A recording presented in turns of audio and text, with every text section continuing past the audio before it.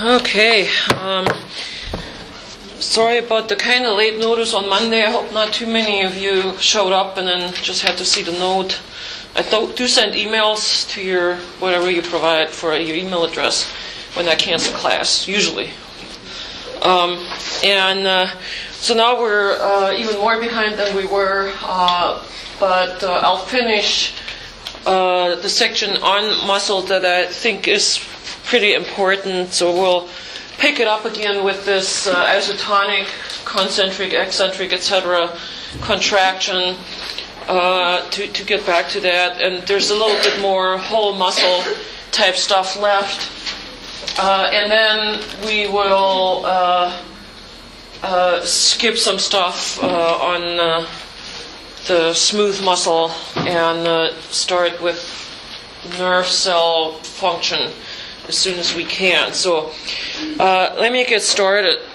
When we last met, we talked about this diagram here, figure 918, contraction of whole muscle, and we looked at a muscle strapped into a physiological apparatus. There's a weight at the bottom, some force that it has to overcome. So for this muscle to lift a 3 kilogram weight, it has to produce internally enough tension to overcome that 3 kilogram. And so you sap it with the wire. It's not shown on the diagram here. You sap it, and the cross bridges start cycling in there, right? So all those events occur. It's building tension.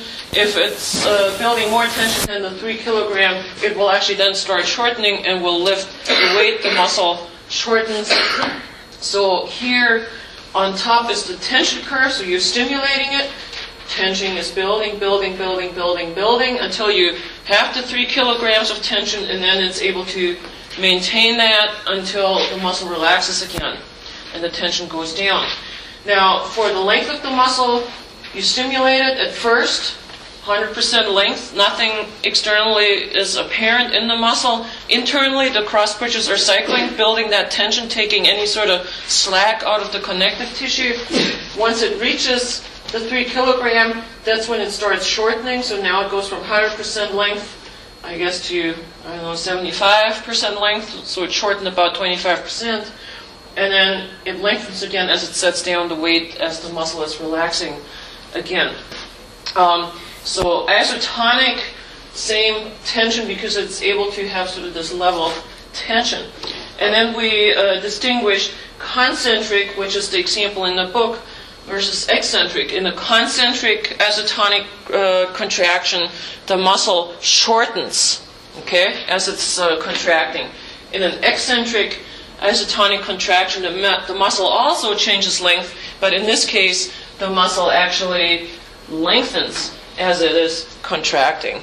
So those were the difference between isotonic and concentric versus eccentric. Concentric is changing length as in shortening. Eccentric is changing length as in lengthening. I gave you the example doing squats, your quads. As you're going down, it's eccentric. When you're coming up, it's a concentric reaction. But the quads are contracting if you're going down as well as when you're going back up, right? Just do it at home or whenever. You'll feel those muscles contracting during both movements, going down and coming back up. All right. Now, how about this one? This is called an isometric contraction. Isometric. Iso, again, same. Metric, length. So during an isometric contraction, the muscle actually retains the same length. It's starting to do stuff internally, but the length is not changing. It's not getting shorter, it's not getting longer. Isometric, same length. Now, here they made a nice example. Instead of a 3 kilogram weight, now we have the same muscle. We're attaching a 6 kilogram weight to it. You're sapping it with your wire. It starts cross-bridge cycling in there, but this muscle is never able to produce enough tension to actually move this heavy weight. This is like me doing a biceps curl with 20 pounds. I can do it. Well, what if I try to do it with 50 pounds? I'll be straining to do it. So my muscle is working, but I just can't move it. Okay? So that's an example of an isometric contraction here. So let's look at the curves here. We're stimulating the muscle. It's building tension internally. The cross bridges are cycling. But once all the muscle cells in that muscle are active, they're all stimulated, they're all cycling, and they're still not able to produce the 6 kilograms of tension, so you don't see any change in the length of the muscle. It's never able to lift it or do anything with it.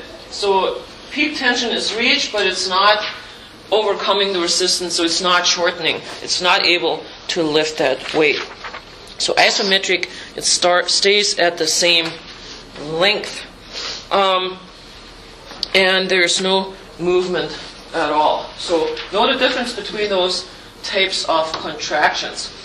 The last section I want to talk about is force and velocity of whole muscle contraction. So we'll look at the force of contraction first. The force of contraction, what influences that? Factors influencing force of contraction.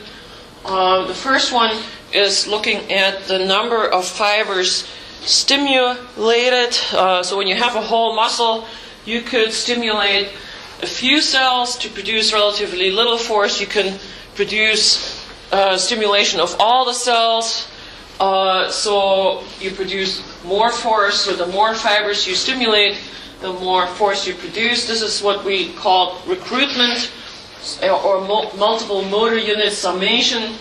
More and more cells, the more force you want to produce, the more cells do you actually have to trigger to contract.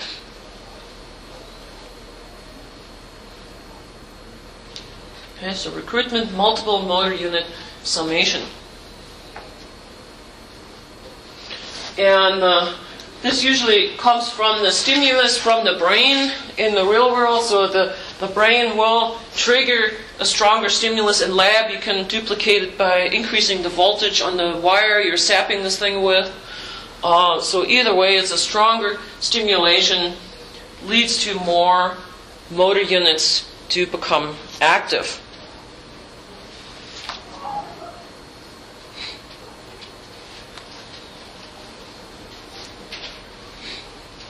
Okay, another factor is the degree of muscle stretch. And here we'll look at what is called the length-tension relationship curve. The degree of muscle stretch, length-tension relationships.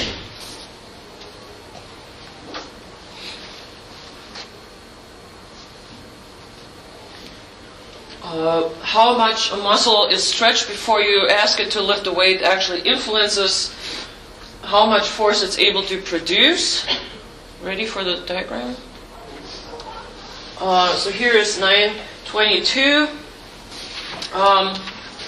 At the bottom is percent sarcomere length. So at rest, that would be 100. 100% length would be the muscle not doing anything. If you get into this area on the left where the number is less than 100, that's a muscle that's already contracted. So it's shorter than resting length. If you get over here to the right where the numbers are higher than 100, the muscle is actually stretched past its normal length. So it's like here it's 120% of its normal length. So at resting length, right there, you get pretty high tension that it is able to produce. So tension, and here it's expressed as percent of maximum. So 100% tension can be produced by a muscle when it's at resting length. And generally, if you go a little bit contracted from that, if you go a little bit stretched from that, you pretty much have a good tension that can be developed. If you get over here past about 120% resting length, if you stretch the muscle, then you start disengaging at least some of the thick filaments from the thin filaments. And this is the extreme case down here where they would actually kind of lose contact altogether. This is not something that happens in your body naturally, but in lab you could produce a stretch in the muscle where the filaments no longer overlap, and then you can cross-bridge cycle. If these red guys can't touch the blue ones, then you can't produce any tension. So that's why this goes way down. here we're at 170, you got just a tip still making contact, and maybe you can produce a little bit of tension. But you get good tension development when you have best overlap right here of all the myosin heads with some actin. So the more of those can make contact, the better the tension that can be developed. Now over here, when you're getting already pretty contracted, then you run into the problem of the myosin thick filaments kind of running into the ends of the sarcomere. So once the muscle is contracted, each sarcomere kind of contracts all the way, the thick filaments touch the C lines, then you're kind of done. You can't contract any further. You can't push them through. So that's why this part actually drops off really steeply, right? So once you run into the ends of the sarcomeres, you can't produce any tension anymore. So you're doing best if you're kind of around resting length of the muscle. And in life, you can stretch or shorten skeletal muscle about 30%. That's quite a bit. Most of the time, we're not getting quite this far away from our muscle stretch. So physiologically, when you're walking around, your muscles are usually operating within this optimal window right there. But you could stretch it 30%. Okay, the next bit, the cross-sectional area of muscle. Cross-sectional area of the whole muscle. This just means a big muscle is going to produce more force than a skinny muscle. This cross-sectional area. And exercise increases the size of muscle cells, and we're not really adding cells, we're mostly increasing the size of the cells by adding myofilaments inside the cells.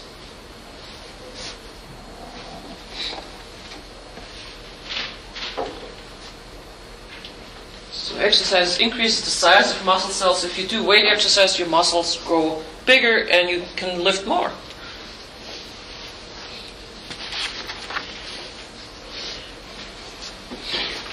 Okay, speed or velocity of contraction is how fast do the ends of a muscle approach each other.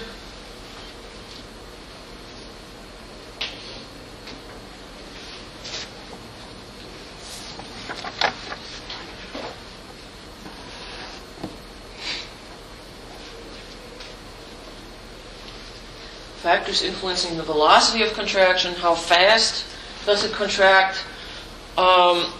First factor I mentioned here is the length of the muscle cells in the muscle. Long muscle fibers contract faster overall. The ends approach each other faster than short muscle fibers.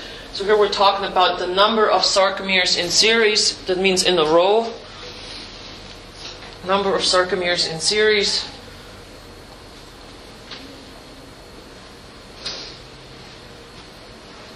I don't think this part is in the book.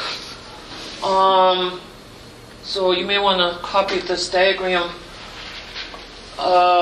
just to make this more intuitive why a long muscle is faster. So we're comparing a short muscle to a long muscle. The short muscle and the long muscle both contract 30%, and it takes both muscles the same time to contract the 30% because the milliseconds that it takes for the action potential to cross the whole muscle cell and stimulate all the sarcomeres all at once is really negligible. So the speed of contraction for 30% is the same for a short muscle as for a long muscle. So it takes both muscles the same time to contract 30%. Now here I contracted this 30%, so it contracts distance x.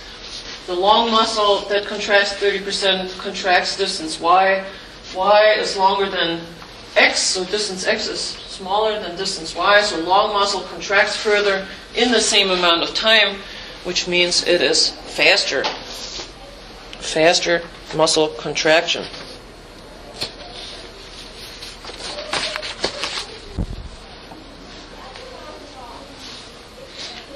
Okay, so kind of intuitive, so it all hinges that both take the same time to contract 30%.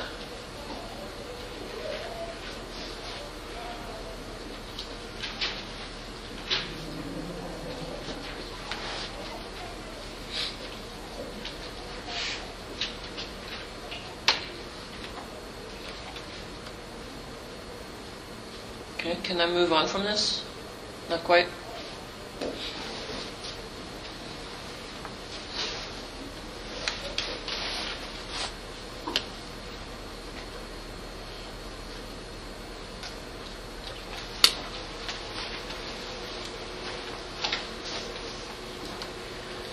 Okay, another factor is the load.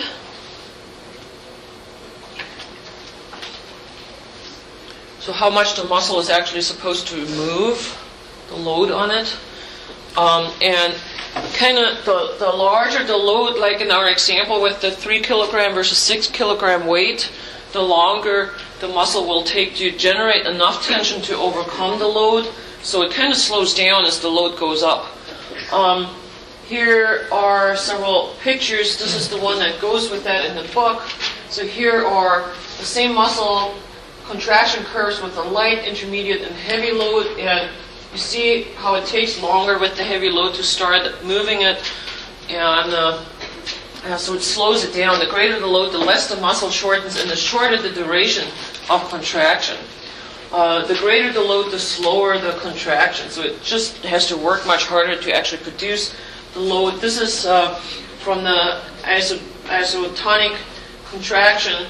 So here you're stimulating, and it takes some time before you reach the load that you're overcoming. So if the load instead of 3 would be 6, then you would continue on to here, and it would take longer to produce that much load.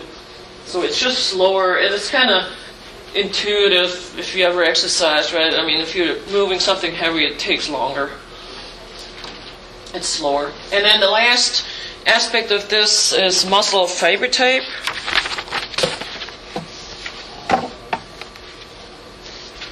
And the fiber type, this is actually a physiological property of different muscle cells. So not all your skeletal muscle cells are exactly physiologically the same. And in order to explain this fiber type, how that relates to speed, we kind of need to do a little bit of a detour into muscle physiology, just a little bit. So this is all going to be on fiber types. And muscle fiber types are classified based on the speed of contraction. And there we talk about slow and fast fibers. Slow fibers are slower, fast fibers are faster in their twitch response.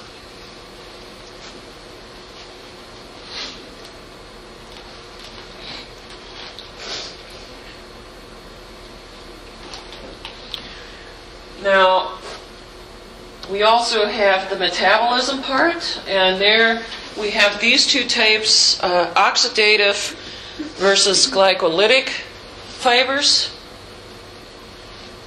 Oxidative fibers versus glycolytic, and we'll explain what that means.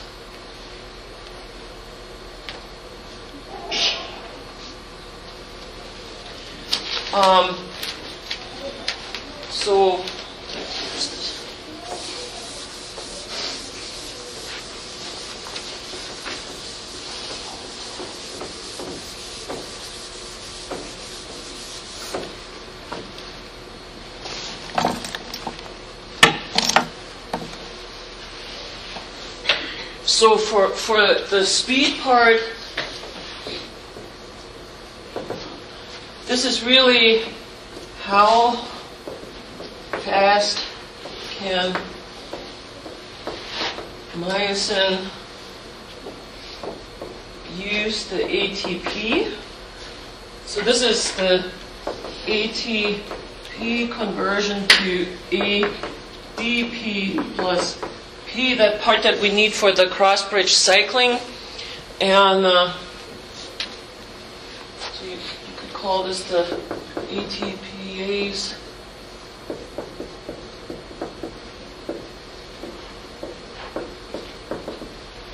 How good is the myosin in its ATPase activity? Sorry, this is why I have PowerPoints, because of my writing. Can you read this? Speed, how fast can myosin use ATP? ATPase activity of myosin. Okay, how fast is it able to do that cross-bridge cycling? And then for metabolism, and I'll have slides for that. Metabolism.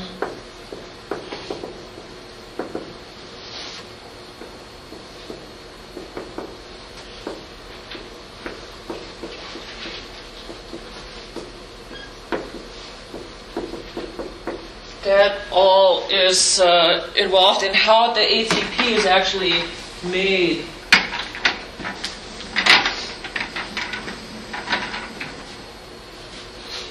How is oxygen used, if at all, and how do we make ATP? So oxidative versus glycolytic. Okay, so let's talk about that a little bit more. What type of muscle metabolism with making this ATP? Can we look at all muscles use ATP as the energy source to power contraction? You already know that part. That's what we did for the cross-bridge cycling, how it's ATP is coming in to make the myosin heads detached, and it uses the energy to cock the myosin heads, it lets it reattach.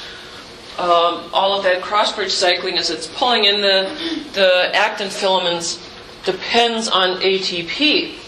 So we know that part. But what we've not talked about is how you actually make this ATP inside the muscle cells. And there are 3 metabolic pathways in skeletal muscle for making ATP.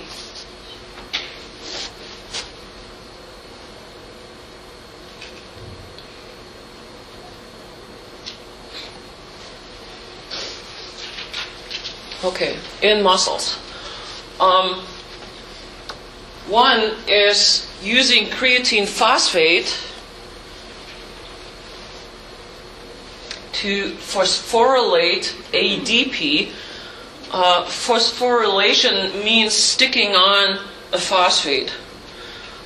Phosphorylation, sticking on a phosphate to ADP, adenosine diphosphate, to make an ATP out of that. Creatine phosphate is a high energy molecule unique to skeletal muscle for providing ATP early on in contraction. So if you want to write that kind of as a creatine phosphate plus ADP leads to creatine plus ATP.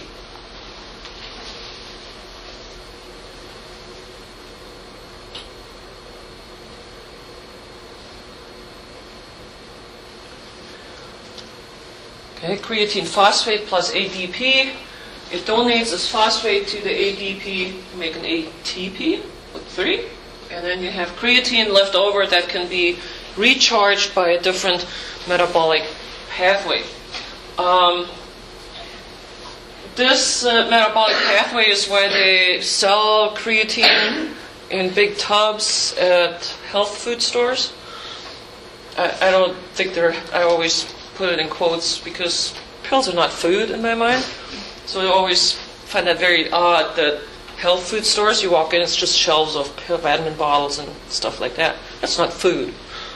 But so if you go to GNC, you'll see big giant tubs of creatine phosphate.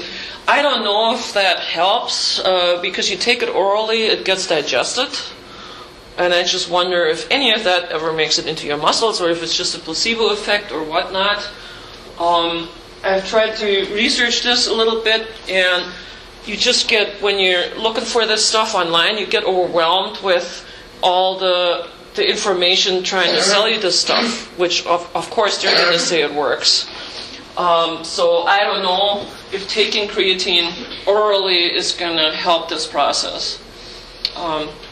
Those of you who go into athletic training, there's usually a few in the class. Ask somebody over there what research they have. They're probably better up on that, if that actually helps or makes a difference. But we do know it's used in muscle cells, so it's not completely, out of thin air. Then we have glycolysis. Glycolysis is anaerobic. Anaerobic means not needing any oxygen. Glycolysis is anaerobic.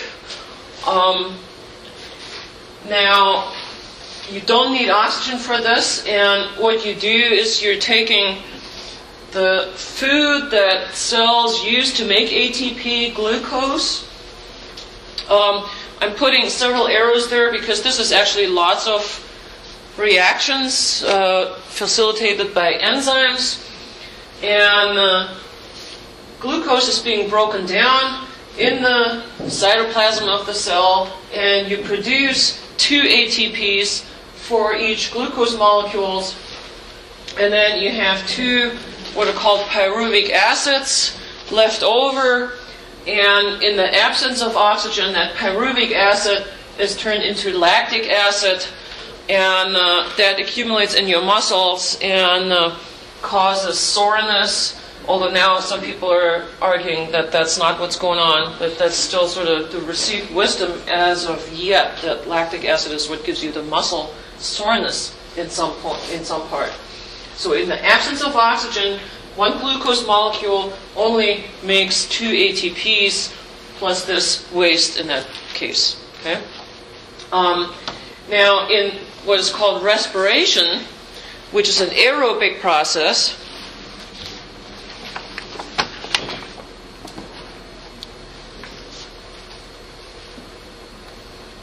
respiration is aerobic, meaning it requires oxygen.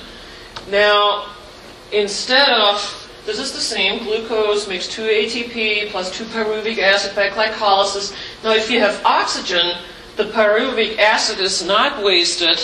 In the presence of oxygen, the pyruvic acid enters the mitochondria, and in the mitochondria, using up oxygen and producing carbon dioxide, the pyruvic acid produces about 30 to 36 more ATP molecules.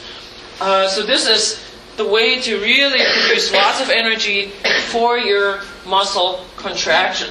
The part in the mitochondria is the respiration part, uses oxygen, and oxygen is held inside the muscle cells attached to myoglobin. Myoglobin is a molecule that's closely related to the hemoglobin in your blood cells for oxygen carrying or oxygen storage in this case. So again, to summarize, you can have phosphorylation of ATP by creatine phosphate. This is a very brief burst of production at the onset of muscle contraction, so this can't maintain long-term muscle contraction. Glycolysis is what you have when you don't have enough oxygen delivered to muscles. They're able to use glucose but only produce relatively few ATPs. So if each glucose only produces 2 ATPs, and then the rest is kind of wasted and turned into lactic acid. In the presence of oxygen, instead of wasting this as lactic acid, we're taking the pyruvic acid, sticking them into the mitochondria, and that's where respiration occurs, and that produces way more ATPs, right? So you get a much better bang for your buck with respiration. Here is the diagram in your book that summarizes this on muscle metabolism, so figure 919. So here, creatine phosphate, produces only 1 ATP per creatine phosphate. Energy 15 seconds, right? So you can't really produce a long run on creatine phosphate, but it gives you a burst of energy. Anaerobic, the glycolysis, we're using glucose, only making 2 ATPs. Oxygen use, none, produces 2 ATPs per glucose. Duration of energy 60 seconds or a little bit more, and then you peter out. If you want to be active longer than the 60 seconds, you use aerobic pathways respiration, where your pyruvic acid enters the mitochondria, uses up oxygen, produces carbon dioxide and water, and a nice gain of ATP molecules. And this is what you need if you want to sustain activity for long term. Now, so back to this. Now we can combine these things into fiber types.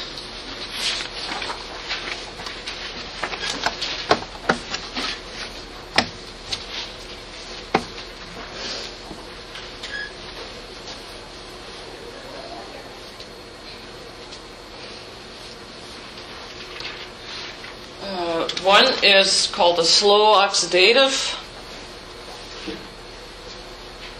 So relatively slow contractions. Oxidative, meaning they're using mostly respiration. So those are muscle fibers that are pretty fatigue resistant. Let me write those things down.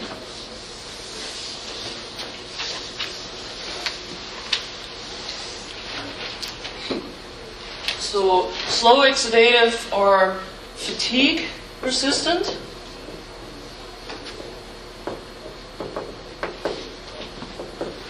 Meaning you can continue for a while. And it kind of means high endurance.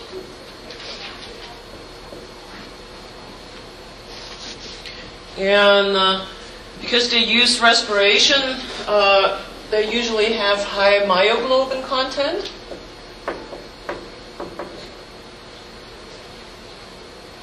High myoglobin content to hold that oxygen right there in the muscle. So these muscle fibers look relatively red.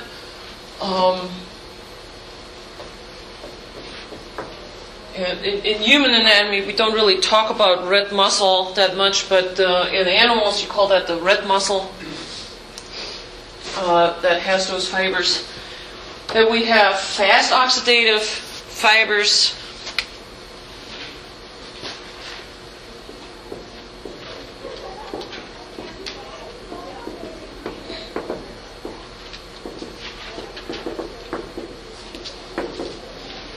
Kind of intermediate. They're moderately fatigue resistant. They're moderate in endurance.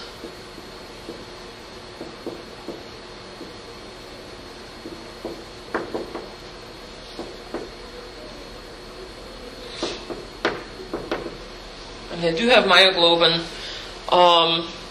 Slightly lesser amounts, but still pretty good myoglobin. And then the other extreme are fast glycolytic fibers. They fatigue quickly.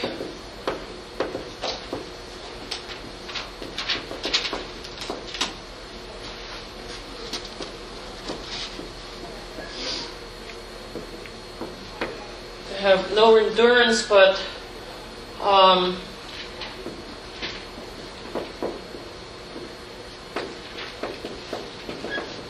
they're pretty good for bursts of activity,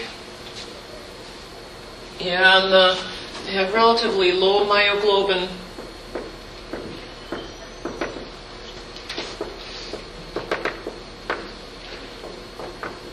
And in animals, you call that white muscle.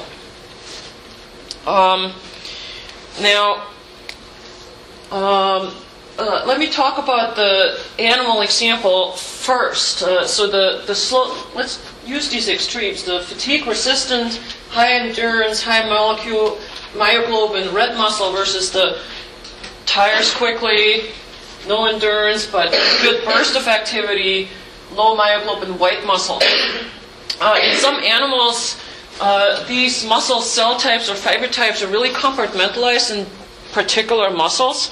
And I always like to use birds as an example. And you know that from if you eat chicken, where do you have in the chicken kind of white muscle, white meat? The breast. The breast, right. Where's the dark meat or the red muscle? In the thighs, right. So now think about, how do chickens live? Do they fly around long distance? No. No, right? They walk, don't they? Yeah. Pretty much they walk around on the ground unless the dogs are after them, they're going to walk wherever they want to go. They're not going to fly there, right? Yes? So they have the red muscle that for the endurance in their legs, because that's what they use for locomotion. The white meat in their breast meat, that's the flight muscle for swinging the wings, is easily tired, no endurance, and if you chase chickens around, they'll flap like crazy. They might make it up on a fence post to get away, but they're not going to fly to the next county, right? So they don't have that endurance. It's just for a quick burst of activity. Now, if you compare that to a different kind of bird, even the wild turkey, a better example would be a wild goose. If you ever shot goose and actually ate it, you can compare their breast meat. Geese fly, right? Don't they? They fly along, they migrate. So the breast meat on a goose is dark, right? Dark meat. They don't have the nice chicken breast kind of breast, because that's the high endurance muscle. And the legs still have a lot of red muscle, so they don't have that white meat for the burst of activity because they fly all the time. So it's a different situation there, not just for the bursts. In humans, we don't have this compartmentalization, so you can't identify, like the quads are all red meat and something else is white meat. We have them all mixed in.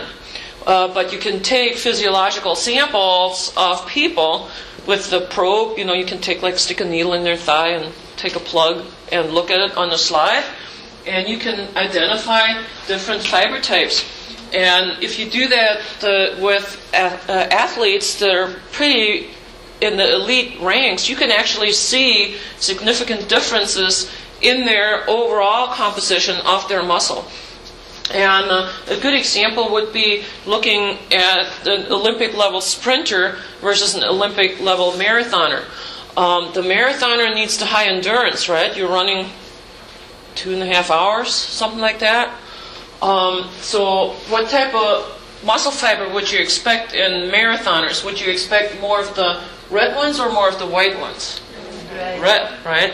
What about the sprinter? White, right? For the burst-like activity, they have a higher percentage of the white fibers, these fast glycolytic.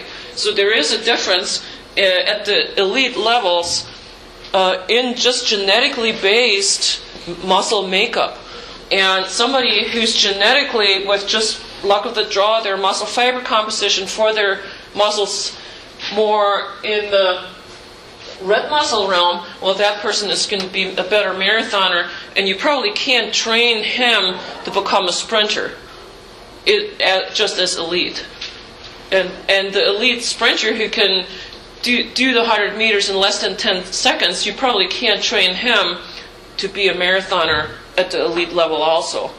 Most of us are going to be ballpark in the middle, but there are differences in these elite people who can really train to that Olympic level, to those performances, that they do have slightly outside the bell curve in their muscle composition. So I always thought that's kind of interesting. I wouldn't want to have a biopsy taken, but I guess they're game. So muscle fiber types do influence speed of contraction. All right. So the next topic is the nervous system, and since we're so behind, I'm going to spend 5 minutes on that. We're cutting out, like in chapter 10, I have on the syllabus. we're not doing that, okay? I only do just the stuff in the beginning of chapter 10 anyway. The rest is all in lab. And you'll still do that in lab, identifying the different muscles, okay, on the models. But we're not doing that in lecture. So we'll skip the stuff on smooth muscle that was still in chapter 9, and we'll skip anything I was going to do in chapter 10. And we'll move on now to chapter 11. Okay, so the function of the nervous system, chapter 11. And the nervous system function is basically to regulate various behaviors, regulating what your muscles are doing. This will be a relatively fast regulation of behavior. In AMP2, if you're having to take that, in AMP2 we'll talk about another major system that regulates behavior much slower, and that is the hormones of the endocrine system. So both of those are important, but in AMP1 we'll look at the nervous system here and its regulation. And in its most basic fashion, we will have sensory input to the nervous system from your eyes and ears and all your touch receptors. We even have receptors inside your muscles so that your brain always knows how contracted your muscles are, and so on. So lots of sensory input into the nervous system. Then inside the central nervous system, the brain and spinal cord, there's what is called integration.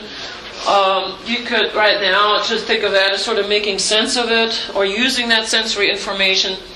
And then we have motor output, the stuff we already looked at now with stimulating skeletal muscle cells.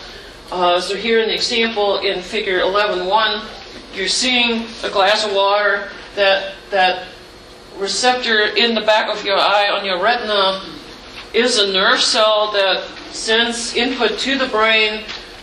It makes some sense of that. Okay, this is a glass, I'm thirsty, that kind of stuff. Processing called integration. And then if you are thirsty, if you make the decision to drink something, there's motor output to your muscles to actually produce that movement and take the glass and drink it.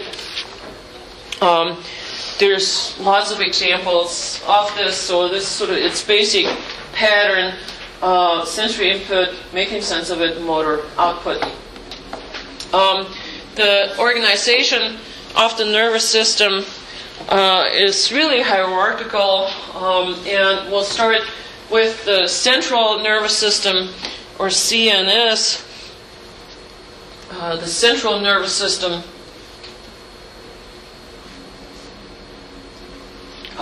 That is the brain and the spinal cord.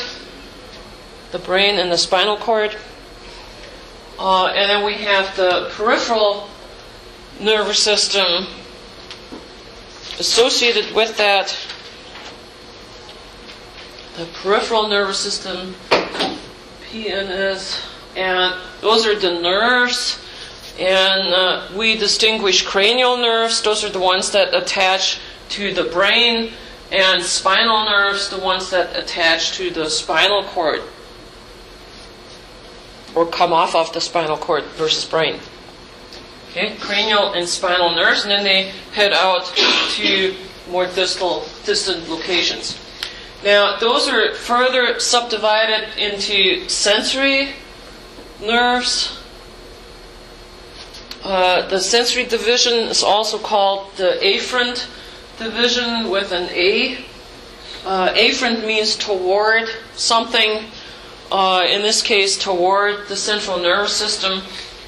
So throughout the book, you will see interchangeable terms. They will talk about sensory neurons. They will talk about sensory nerves. They will talk about sensory afferents. In some case, afferent means toward something, in this case the central nervous system, because that's the direction they take their information. So a touch receptor in your skin takes that information and sends it to your central nervous system to interpret. Then we have the motor division. The motor nerves are efferents with an E. Afferent versus efferent, so there's a one letter difference only and a difference in the meaning. So efferent means away from, and motor efferents send information away from the central nervous system, like we saw in Chapter 9, from a motor neuron going away from the central nervous system to skeletal muscle. Okay, so all the nerves have two potential categories, either sensory or motor. The motor division is further subdivided. So motor is further subdivided into somatic motor, which is voluntary, the stuff from Chapter 9. Somatic motor. So motor neurons to your skeletal muscles are somatic motor efferents, versus autonomic motor or involuntary motor nerves. Sometimes it's called visceral motor.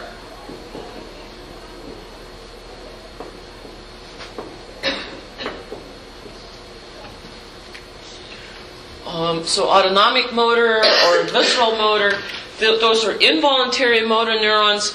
They go to things like the wall of your stomach to make a churn. They go to the walls of your blood vessels to constrict them, to elevate your blood pressure, that type of stuff. So involuntary motor output. Part of the autonomic motor division. The autonomic division is then yet again subdivided into the sympathetic motor division. Sympathetic stimulation will kind of put you into like an adrenaline rush. It's called the fight or flight response. So you get really stimulated overall to fight something or run away. And then the other one is called the parasympathetic, which is also called the rest and digest division. So sympathetic, fight or flight.